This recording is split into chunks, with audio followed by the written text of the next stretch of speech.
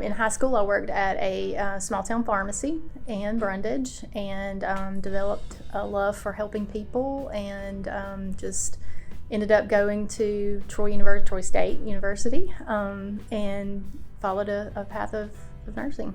I've been here 26 years. This past January, I started in our home health agency. Had a good friend who worked there. I had been a couple years in various hospital settings and outpatient dialysis prior to coming here, and just developed a love for home health quickly and did that for about 10 years. Moved into the leadership position there. 2010, moved over to the hospital side of things into quality and performance improvement, and my role has just evolved over the last several years. It has been interesting. There's been a lot of good times. There's been some bad times. There's been scary times. I've seen ownership changes through various different owners. Since 2012, the vision that's been set for us for first survival and then growth has been very exciting, and we've done a lot that I didn't think we would be able to do. We've had a great team of people. We've had great leaders who have planted that vision before us, and we've been able to fulfill that. So it's great to see the senior behavioral care unit, the infusion, being able to do the things here that we can to take care of our community.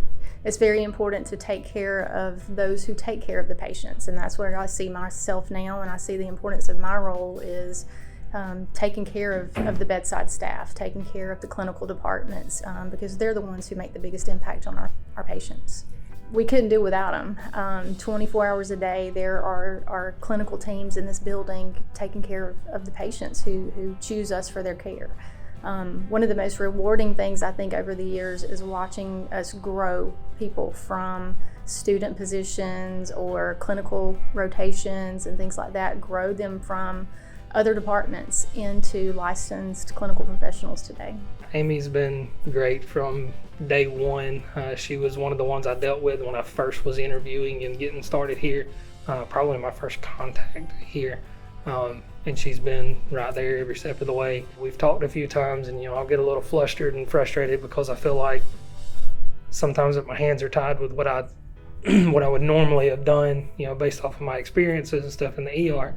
And her response has been, listen, I've seen you with a phone to each ear with 15 people in the ER and more rolling in the back door and the front door. You got this. You can handle this. So she's always been a huge encouragement to me. Couldn't ask for better. So I tell her all the time that if she ever decides to leave, I'm going with her. So. I love Amy. Amy is one of the main reasons I came here after high school. I grew up with her son, and we were best friends growing up, so I've known Amy a long time. It's been it's weird knowing her as Miss Amy growing up, and then as a colleague and alongside of her, it's different calling her Amy, just Amy. So she's a very special person. Amy is a very strong part of this organization, and we promise you we wouldn't know what we would do without her. So it's the family. It's the family within these walls, and it's the family that we take care of, the patients. So many of them have connections to all of us who are their caregivers.